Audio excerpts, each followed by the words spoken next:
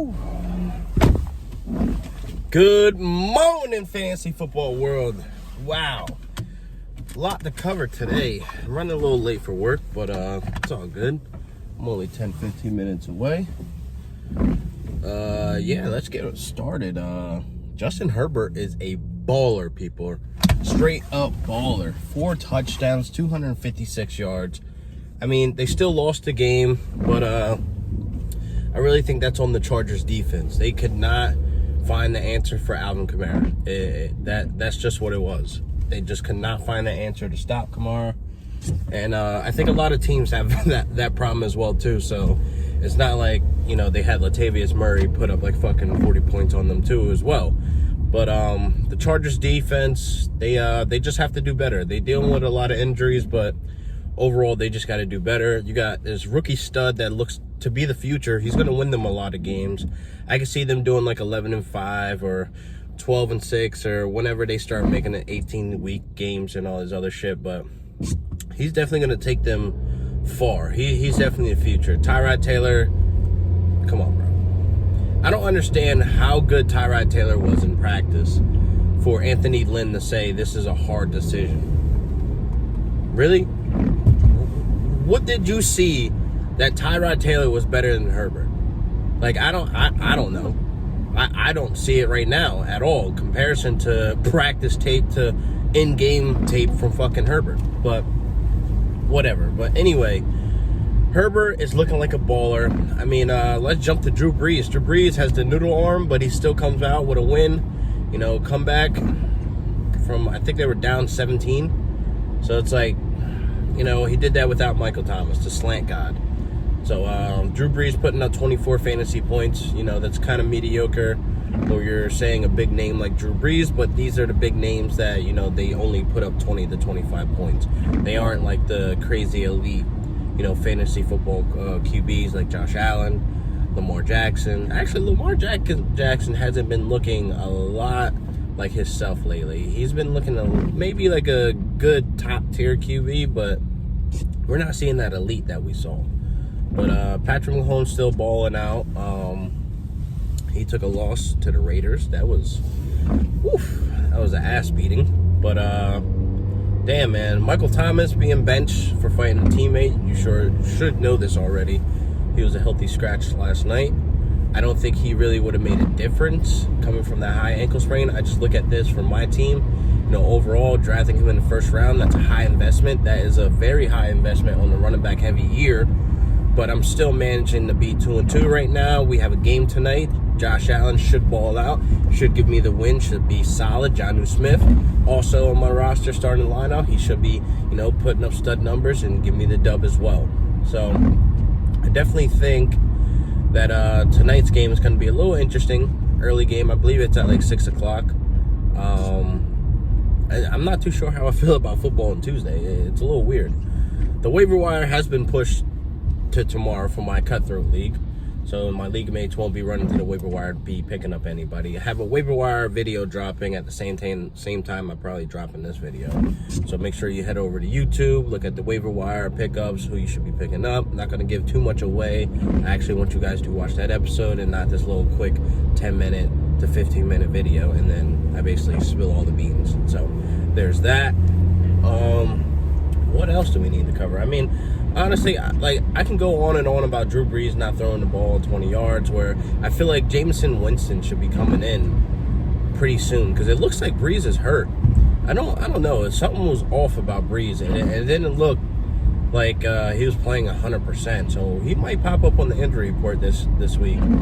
I mean, I'm not too sure what he could have possibly injured. You know, ankle, shoulder, something was off about him. He just was not looking like himself the first 3 quarters. So I think when the game was on the line, you know, his players around him, obviously the weapons, fucking, how annoying is Tyson Hill?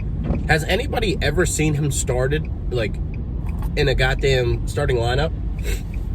Like, I know I've seen a couple of drafts where people drafted him like just to be funny, but like, he's fucking annoying. Like, he takes fantasy points from Alvin Kamara in the red zone. He takes fantasy points from fucking Drew Brees. He takes fantasy points from obviously the wide receivers and, you know, the tight ends. He's just like a Swiss Army knife. That's the most annoying bastard in fantasy football. Because it's like, what are you doing running the fucking ball inside the 10? Like, come on, bro. That's not your role. That should be fucking Alvin Kamara. But he's very annoying. Like, I don't know. Leave a comment below if you actually seen or know somebody, or you are starting Tyson Hill in your starting lineup, just to, you know, the hopes and dreams that he finds the end zone somehow. He's pretty quick. He's definitely quick as hell. He ran that shit in with authority. That shit was fast as hell. But yeah, man, this Saints and Chargers game was a roller coaster, man. I really look forward to Herbert balling out more. I mean, he's looking good, man. I mean, he was probably like the best waiver wire pickup in week 3 for a lot of people who are hurting that quarterback, and I feel like he's like showing, like, I can get you big points week after week. I don't care who we're playing. I don't care if we're on the road. Like, he did this on the road, people. 4 touchdowns. And let's talk about Mike fucking Williams, man. The dude does not care about his body at all. Let's get that straight. Dude does not care about his body, and he makes the most craziest catches out there in life. Like, 50-50 balls do not exist for him. It's 100% me. That's when it comes to Mike Williams. Yo, he made 2 of these catches that were just, like, crazy. Like, you have to see it. If you missed last night's game, go to highlights.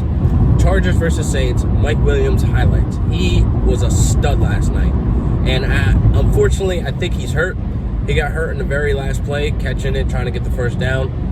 Immediately he went to his hamstring, and I feel like Mike Williams is such a liability for fantasy owners, but when he shows up and shows out, it's a blessing, because here's my scenario, what happened. So, me going against my own advice, I had to put in Michael Thomas in my starting lineup. But I think this was close to the 4 o'clock games. We get word that he's out. Like, in bold cap letters, he's out. So Jamison Crowder already played. You know, I already got Corey Davis on IR COVID. Alan Lazard, he's out. You know what I mean? Somebody else already played, to where, DJ Moore already played. DJ Chark already played. So I'm like, fuck, what do I do?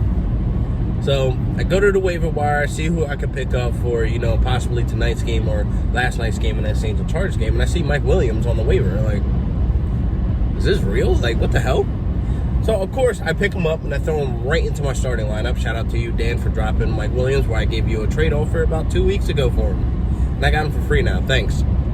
But anyway, that just shows you some fantasy owners aren't patient. You know, another man's trash is another man's treasure. Mike Williams puts up 25 points. So, anyway, Mike Williams does not care about his body. I mean, unfortunately, Keenan Allen went out.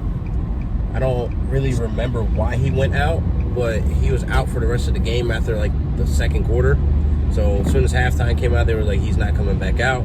So, that's very unfortunate. But, of course, when Keenan Allen's hurt, Mike Williams' stock just goes skyrocketing, people. So, that's always not good to see, but always hopeful to see, you know, that there'll be another guy in that starting lineup that can help out Justin Herbert. So I do like that Mike Williams was able to step up and show out, but unfortunately they got the loss. So all these, like, for fantasy, we love it. We'd love to see these guys put up garbage time points or, you know, big points. But as a team, they're 1-4 right now. And it's not like these losses are coming from, you know, them getting blown the fuck out. These are close games. That's the problem. And kickers, you have one job. You have one job, and you fucking hit the post when it needs to be clutched. The game would have been over. I definitely didn't need, you know, Brees getting those 6 points in overtime. You know what I mean? I definitely didn't need him getting any more yardage or any more touchdown opportunity. That I did not need. So they settled for a field goal, but still, man, kickers have one job, and they blow it every time. Why? God damn. Anyway, now for tonight's game, Titans versus Buffalo Bills. What I'm looking for tonight is my boy Josh Allen to basically turn up. I need at least like 30-something points for him, you know, so he can keep that average, and I can clearly win this week. But I definitely need Josh Allen to keep doing what he's doing. I think he will, though. But I think Jonnu Smith is going to have a good night tonight, being that the Bills are having trouble covering tight ends, and he's very explosive. So Jonnu Smith will be on my radar. He will be on everybody's radar tonight. You know, hopefully he turn up and put up big points as well. I'm only looking between 15 to 20 points from him, honestly. I'm not looking for no Kelsey or Kittle numbers from him. I need 15 to 20 points from him, and I'm 100% okay with that. Basically, with your draft investment on Jonnu Smith. I got him in an 11th or 12th round in a couple of leagues. Man, whew. I'm not going to say it. I don't want to jinx it, but I think he's the of this year. You know what I mean? But we shall see. I definitely think that A.J. Brown returning is hopeful. He's in one of my leagues. I'm starting him tonight with Corey Davis on COVID IR. I look for, you know, A.J. Brown to have somewhat of a decent night. I mean, I think he's still dealing with injury. It's like lingering. He had a knee injury. I mean, they had the bye week, so he should be hopeful now to be healthy now to play. They postponed the game, so more days of rest. You know what I mean? A little bit more practice to get some reps to get you back into routine so you're not going out there cold. But Corey Davis out. I definitely look for Jonnu Smith and him to get a lot of targets tonight and do really good. And of course, if you have Derrick Henry tonight, you know you're probably worried like the Bills are, you know, going to be tough on stopping the run. But the Bills haven't been too great. Like they haven't been like, you know, like how they've been lights out stopping the run like last season. But I feel like Derrick Henry has a good night. He's a stud. There's no question about starting him. He's on those, you know, start and forget. So there's really no need to go into why you need to start him. It should be just a clear, full send. But some people need to hear it. I don't know. So some dude last week. No, I think it was week 4. He goes, "Oh, what do you think about starting D-Hop? Is D-Hop healthy?" Yes. Why would you ever question to start D-Hop over, like, I think it was like Robert Woods, Tyler Boyd, and D-Hop. Start one. D-Hop, what the fuck? Don't send questions like that, please. That is just like first year playing fantasy football or no. But yeah, those questions are just wild crazy. And damn, I'm actually early for work, and I just said I was late. I got here pretty fast. I think it just flies once you're doing videos and shit. But yeah, I think that's pretty much it. Good morning, fantasy football world. I can't wait to do tonight's game recap because I'm a big Josh Allen fan. I mean, I'm a diehard Rams fan, but I gotta say this: I might end up buying a Josh Allen jersey if he balls out tonight. Every night he has to kill it this season. If he finishes QB top 3, if he finishes QB 1, 2, or 3 this year, I'll buy a Josh Allen jersey.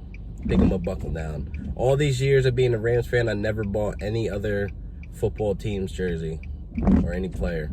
So I might have to buckle down and be like, man, this kid is amazing. I never, like, the thing is, I never liked any other player other than players on the Rams team. Like, even when people were like, oh, Ray Lewis, you know, Peyton Manning, Tom Brady, you know, like Gronk, or any of these other players that are like great and like they're stars or studs, like I never fell in love with their game. Like I just didn't care. Like, oh, okay, hopefully the Rams stomps you the fuck out. But Josh Allen's legit fun. Like, he's excited to like watch play. So it's like, that's what made me become a fan. Like, he's able to rush the ball. He doesn't give a fuck. He'll change the play at the goal line and run it in for himself. So that's helpful for fantasy. I think fantasy football is the reason why I fell more in love with his game, because it's like, yo, did he really just do that? Like, I don't even care that he fumbles the ball. Like, most of the time he fumbles the ball, he's getting rocked, and then he's getting back up to do the same thing the next drive. So that's what I like about Josh Allen. He's tough, man. He's definitely tough. And I even like said it. I was like, damn, man, I wish Jared Goff played like that. Like, show some fucking leadership, show some ability. Like, but yeah, Josh Allen's fun to watch. I look for him tonight to ball out. I definitely need him too, so I can get the win this week. But he's not a bad to grab either, you know, in drafts. A lot of people are really happy about the investment they got on him. But yeah. So your boy's at work right now. Gotta go clock in and make some dough for the fam. And I'll see you guys tomorrow morning for another great episode of Real Deal Fantasy HQ. And good morning football, baby.